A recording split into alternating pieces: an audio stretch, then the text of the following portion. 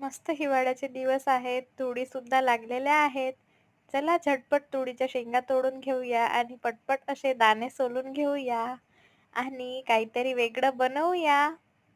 हिवाळ्याच्या दिवसांमध्ये तुरीचा आस्वाद घेणे आहाहा! अप्रतिम! खूपच चविष्ट. तर इथे मी बनवत आहे तुरीच्या दाण्यांची आमटी. तर फोडणीमध्ये घातलेलं आहे जिरे, मोहरी, हिरवी मिरची, तसेच पाल कांदा घातलेला आहे. सोबतीला 2-3 टमाटर आणि चवीनुसार मीठ. फोडणी परतली. त्यानंतर घातलं हळद. तिखट तर वापरलेले नाही, हिरवी मिरची मिरची असल्यामुळे. तुरीचे दाणे उकळून घेतले आणि फोडणीमध्ये घातले. त्यानंतर घातलं गरजेनुसार पाणी आणि तांदूळ पिठाची स्लरी घातली.